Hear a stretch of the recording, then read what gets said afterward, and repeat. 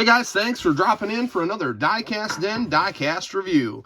Today we're looking at Chase Elliott's 2022 Darlington Throwback Napa Camaro. This car has kind of a goofy story here, and we'll get into that in just a minute.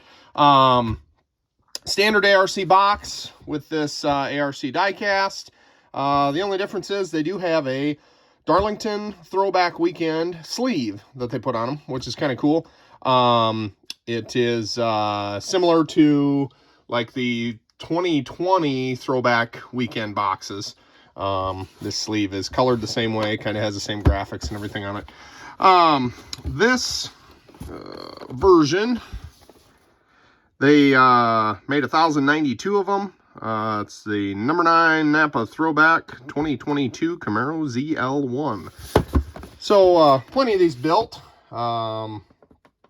I just got this in a couple days ago. So taking a look at this diecast, you'll probably notice if you pre-ordered this or saw the original rendering, it's quite a bit different than what they originally showed. Lionel, they've changed their graphic online to update it to this paint scheme, quote unquote, here, and you'll understand why I have quote unquote paint scheme here in a minute. This is a backup car, and what happened was, so let me back up. The original paint scheme, this is a throwback to Jimmy Means' 1993 Napa car. In 1993, Jimmy Means had a Napa-sponsored Ford Thunderbird that had an all blue and yellow, I should say, paint scheme. And the graphic here, this blue, went up and over the top and came to like a goofy looking V maybe here. I can't remember exactly how it is. The middle of the car had like a yellow diamond that came off of this yellow point here. The front, along the sides of the nose and hood, was a yellow stripe and then blue up the middle. And it really, with the chrome, and then they had a chrome 52 in the middle of the door. The Napa logo was like back here in the blue. The Napa logo was yellow on blue, so you could see that pretty well. The chrome numbers, you really couldn't see them very well on that that Jimmy Means car. It really wasn't that flashy of a paint scheme. I didn't really, it just didn't really flow great. It just kind of had goofy angles in different places that didn't make it flow like some good paint schemes do. Back to this, long story short, the reason why this is white on top is because this is a backup car. Chase had the full paint scheme on their primary car and wrecked in practice. So they went to a backup car.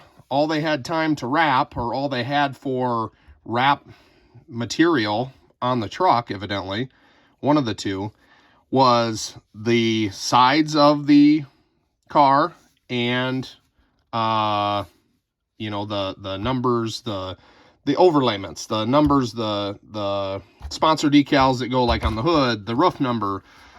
And you will see on this trunk lid, they use the trunk lid evidently off the primary car. You can see the yellow stripe on the edge of the trunk lid and the blue that the whole top of the car was supposed to be. So, Lionel changed the diecast to this rendering, this accurate paint scheme, which is accurate to what Chase ended up racing on that Sunday. So, or I think the Darlington race week, the Throwback Weekend might be a Saturday night race. Yeah, I believe it is. Anyway, that doesn't matter. So you'll notice, I'll show you one more thing here in a minute that that depicts that and shows how they kind of were scrambling to get this put together. So starting on the nose, we got 9 on the right front corner. Hendrick Motorsports, Camaro ZL1. We got Napa on the hood. Down the left side, we got Sunoco on the front part of the front wheel well here. Goodyear above the front wheel wells, and then the old school NASCAR International decal there, along with the NASCAR Salutes decal. Chrome number, you can kind of see, there you go. There you can see that it's chrome number on the door. We got Napa, A-Shock, Hooters, Lumac, Auto Parts here on the quarter panel, which looks kind of funny with the Napa being clear up here and then Auto Parts back here. I mean, I get it. It's just the way that the Napa Auto Parts paint schemes have to flow. We got the ethanol ring, UniFirst on the rear quarter panel there. We got Chase Elliott on the name rail. And then we got Acronis, Exalta, Cincinnati, Freightliner, Mac Tools, Siemens, and Hooters on the B-pillar, along with Kelly Blue Book, Valvoline, and memorial sticker of some sort. I'm not sure who that is. It's way too small to see. So memorial sticker nonetheless. So on the tailpiece, we've got a little bit of a chip here in the wrap. Or graphic, whatever. This was a base coat, white base coat, and then they just put these, put the graphics on the side. It's not a complete coverage with the hydro dip, or however they do these now. Used to be pad printed. They're not pad printed anymore. But we got Valvoline, Napa Auto Care, Camaro, number 9 ZL1 on the tail. We got Napa Auto Parts on the trunk lid. DIN number 748 on this one. Elliott at the top of the rear window. And this is what I was talking about earlier, guys. If you look really close, when I turn this at an angle, you can kind of see it there. See how there's a white outline on the roof number 9? That's because the roof was originally supposed to be blue. And the outline is what actually made the number. Well, they went to a white roof, and they still had a white outline. So kudos to Lionel for adding that detail. You could have just, they could have just done just a blue 9 on there, and nobody probably would have known the difference. But you can see there the white outline, which if it was supposed to be a white roof, there'd be no reason to have a white outline. So anyway, just kind of a cool story on this one. Down the right side, same stuff like always. Don't need to go through it all. I do notice that it looks kind of goofy here where it says Auto Parts on the quarter panel and then Napa up ahead of it, after it says Auto Parts. So it's like you're reading Auto Parts Napa. I don't know. That's just something I noticed. Stupid, I know.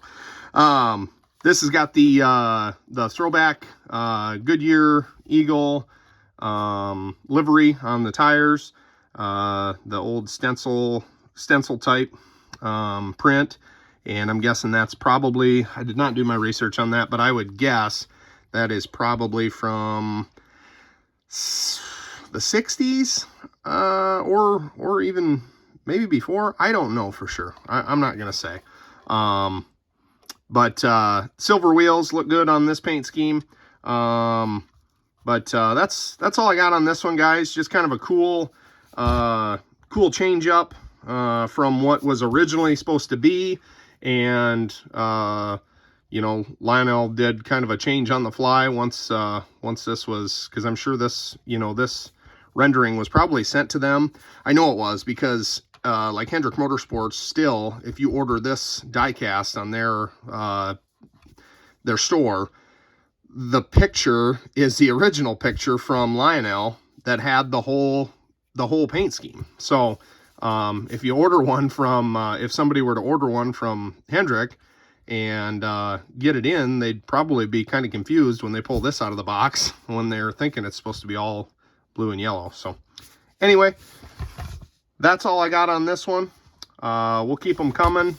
Keep watching Diecast Den on eBay, and we'll have some more. I've got some more Chase Elliott stuff coming down the line too on this. But I wanted to get this one out today for you guys to see it. So anyway, thanks for shopping in, guys. We'll catch you on the next one.